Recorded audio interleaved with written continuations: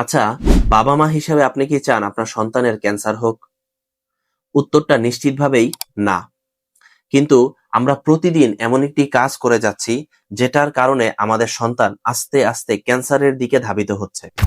হ্যাঁ, পরম মায়ায় এবং সন্তানের সুরক্ষায় আমরা যে সাদা ট্যালকম পাউডার আমাদের সন্তানের শরীরে মাখিয়ে দিচ্ছি, এই পাউডারটি নিয়ে রয়েছে এক আন্তর্জাতিক অনেক বড় একটি বিতর্ক এবং নিশ্চিত স্বাস্থ্য ঝুঁকি।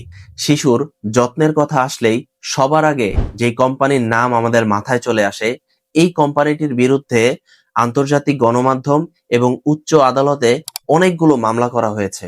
তাদের পাউডারের ল্যাব টেস্টে দেখা গেছে তাদের পাউডার তৈরির জন্য যে মূল উপাদানটি রয়েছে ট্যাল্ক, এটা প্রাকৃতিকভাবে খনি থেকে উত্তোলন করার সময় অ্যাসবেস্টস নামক একটি বিপজ্জনক খনিজ পদার্থ এই ট্যাল্কের সংস্পর্শে চলে আসে। বিশ্ব স্বাস্থ্য সংস্থার মতে এই অ্যাসবেস্টস উপাদানটি সরাসরি মানবদেহে ক্যান্সার তৈরি করতে পারে। তীব্র আইনি জটিলতা এবং কোটি কোটি ডলার জরিমানা দিয়ে এই সুনামধন্য কোম্পানি আমাদের বিশ্বের উন্নত দেশগুলোতে তাদের এই ট্যালকম পাউডার বিক্রি বন্ধ করতে বাধ্য হয়েছে।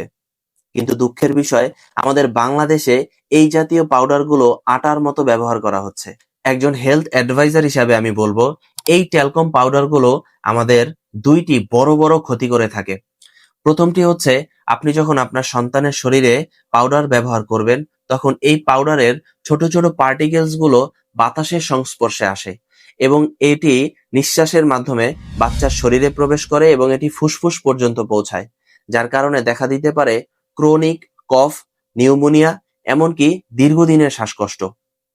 এবং আন্তর্জাতিক গবেষণা অনুযায়ী যে সকল মহিলারা দীর্ঘদিন ট্যালকম পাউডার ব্যবহার করছে, তাদের জরায়ু বা ওভারিয়ান ক্যান্সার হওয়ার সম্ভাবনা অনেকাংশেই বেড়ে যায়। ইন্টারেস্টিং বিষয় হচ্ছে, অনেক অভিভাবকরাই মনে করেন পাউডার দিলে মনে হয় ঘামাচি দূর হয়ে যায়, কিন্তু স্কিন বিশেষজ্ঞ ডাক্তারদের মতে এই বিষয়টি সম্পূর্ণ উল্টো।